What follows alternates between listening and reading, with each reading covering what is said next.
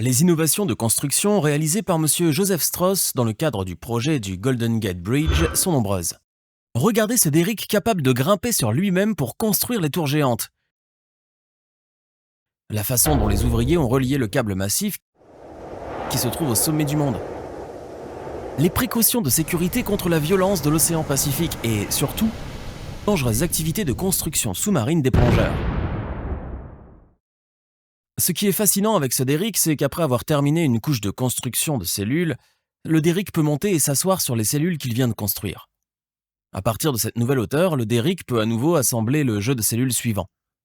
La question qui se pose ici est de savoir comment les ingénieurs américains ont réussi à faire grimper des derricks aussi gigantesques. Remarquez ces énormes plongeurs qui soutiennent les derricks.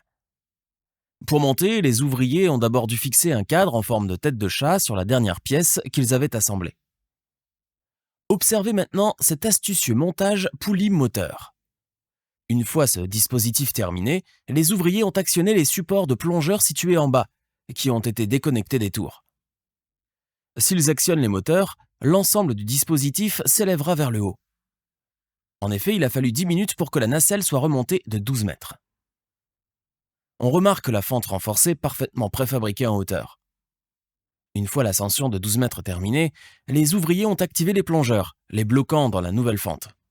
Comme nous l'avons vu précédemment, le derrick commence à construire la tour à partir de cette nouvelle hauteur. Que se passe-t-il dans ces échafaudages à 2 étages ? Des millions de rivets sont nécessaires pour relier les cellules des tours. Les ouvriers doivent d'abord chauffer les rivets. Les rivets sont ensuite transportés au sommet de la tour à l'aide d'une méthode pneumatique innovante. La façon dont les travailleurs ont connecté les cellules voisines est illustrée ici. Le travail de rivetage de la tour a été réalisé principalement de l'intérieur. Une fois l'assemblage d'un niveau terminé, le jeu de cellules suivant s'emboîte sur les cellules du bas comme illustré. Les ouvriers peuvent maintenant commencer le processus de rivetage pour relier le bloc verticalement. Pour atteindre la zone de travail de la tour, les travailleurs utilisaient ces ascenseurs intégrés. Si vous vous êtes déjà promené sur le sentier piétonnier du Golden Gate Bridge, vous avez peut-être remarqué une petite porte sur la tour.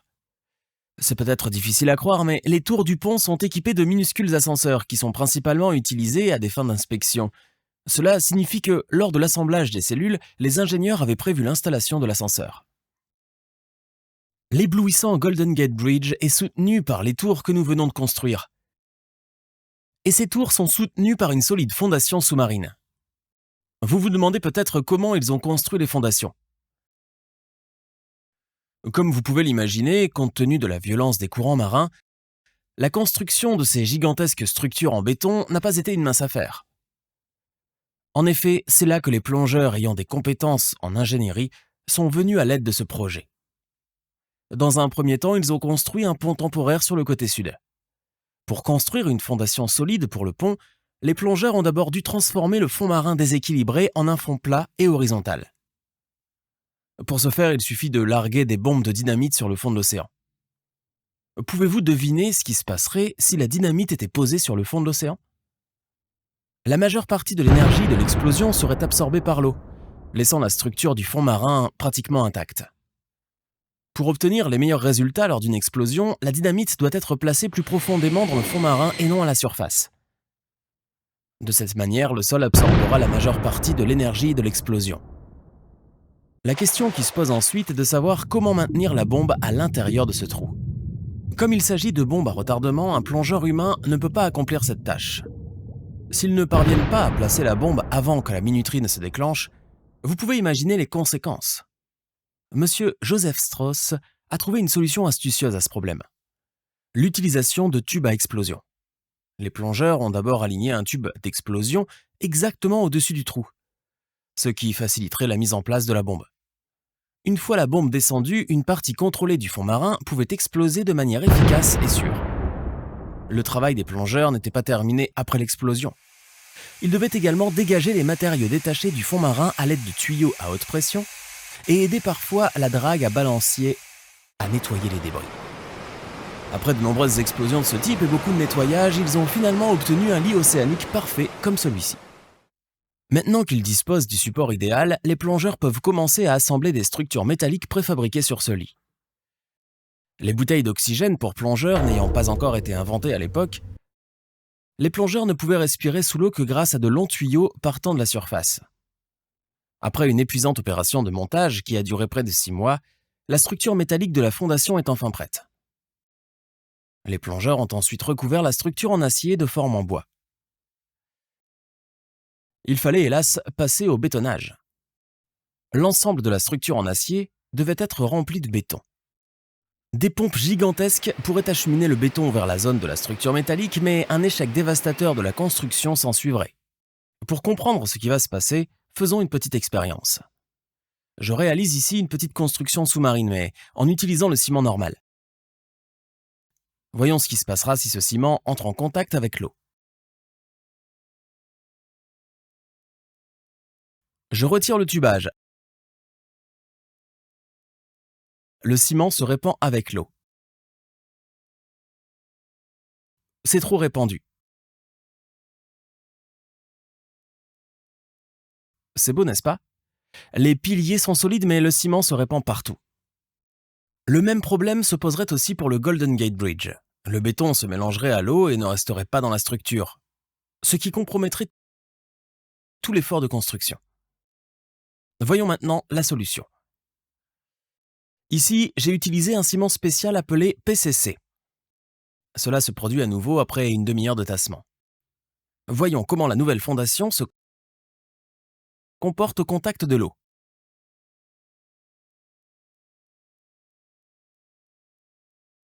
Il doit rester fort et stable. Il s'étend un peu, mais pas trop. Un ciment similaire adapté aux conditions marines et très maniable a également été utilisé pour les fondations du Golden Gate Bridge. Le bétonnage sous-marin a été réalisé à l'aide d'une technique appelée bétonnage à la trémie. Le tuyau de trémie est un tuyau long mais segmenté. Le béton est transféré via ces tuyaux. On peut voir que le tuyau de trémie est attaché à la grue. Il est intéressant de noter que, pendant le transfert du béton, le tuyau de trémie est continuellement soulevé. De cette manière, le bétonnage commence par le bas et se poursuit couche par couche. De cette manière, le risque de contact avec l'eau est réduit. On peut voir que notre ciment spécial avec adjuvant est devenu assez solide après 12 heures de tassement. Il ne restait plus qu'à pomper l'eau. Le mur épais qu'ils ont construit repose actuellement sur un fond marin fragile. Idéalement, une fondation doit reposer sur un socle solide appelé strate dure. Voyons comment abaisser l'énorme structure en béton de 15 mètres. Monsieur Strauss a d'abord construit une épaisse dalle de béton armée pour que les ouvriers puissent continuer à travailler en dessous. Les courants marins étant très violents, le mur de défense peut s'effondrer à tout moment. La dalle de béton a donc servi à la fois de structure de sécurité et de support pour le mur de défense. Monsieur Strauss a placé l'arbre de travail et l'arbre à matériaux à l'intérieur des ailes. Il est intéressant de noter que les travailleurs accédaient à la chambre des travailleurs par un puits de travail. Ils ont continuellement fourré les rochers et creusé sous la dalle RCC. Avez-vous remarqué ce petit tuyau? Le but de ce tuyau était d'alimenter en permanence la chambre en air, afin d'éviter qu'elle ne se remplisse d'eau. En fait, il s'agit d'un dispositif à air comprimé qui maintient la pression à l'intérieur par rapport à la pression de l'eau à l'extérieur, empêchant ainsi l'infiltration de l'eau. Au cours de ce processus, l'ensemble de la structure du mur de défense peut s'enfoncer lentement dans le fond marin. Vous pouvez voir sa forme de couteau. Finalement, ils ont atteint les strates rocheuses dures. Après avoir nivelé les couches dures, ils y ont construit une structure en acier et des fondations en béton armé. La construction de la fondation complète a été assez facile à réaliser à partir de ce point. Vous pouvez voir comment les murs de défense protègent la fondation principale des vagues meurtrières de l'océan Pacifique. Les ingénieurs pouvaient alors construire les tours sur ces fondations, comme nous l'avons vu précédemment. Avant d'ériger la tour, ils ont d'abord nivelé la surface supérieure du pilier en béton. Pour ce faire, ils ont posé une épaisse plaque d'acier sur les fondations. Vient ensuite l'assemblage cellulaire des pièces préfabriquées. Quelques détails de la géométrie de la cellule sont présentés ici. Cependant, vers l'extrémité de la tour, les grues ont soulevé une structure de forme particulière appelée selle. Il est traversé par les énormes câbles du Golden Gate Bridge. Une fois la tour entièrement érigée, les ouvriers se sont assis au sommet du monde. Une expérience qui fait froid dans le dos. Cependant, le travail était loin d'être terminé. il restait une tâche importante à accomplir, l'installation de ces câbles. Le câble principal est en fait constitué de 27 000 petits fils d'acier d'une longueur totale de 129 000 km. Pour poser ces câbles, les ouvriers se sont construits une passerelle. Dans un premier temps, les ouvriers ont posé un fil de soutien. Les câbles principaux traversaient le pont par l'intermédiaire de ces roues tournantes. Ces petits câbles sont passés un par un sur la tour à travers la sellette et sont ensuite serrés par des ouvriers. Les ouvriers ont ensuite serré les câbles à l'aide d'une presse hydraulique. Ils ont simultanément enroulé les câbles ensemble en utilisant du fil d'acier galvanisé,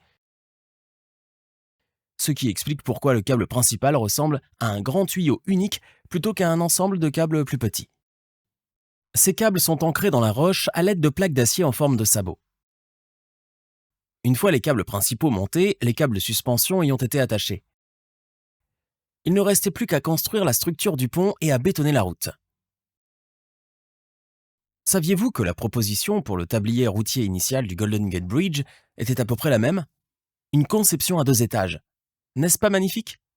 Malheureusement, ce projet a été rejeté car la construction d'un pont à 2 étages aurait considérablement augmenté le coût et la complexité technique du projet. Ensuite, ils ont dû construire la structure du tablier de la route, ce qui était également une tâche assez difficile.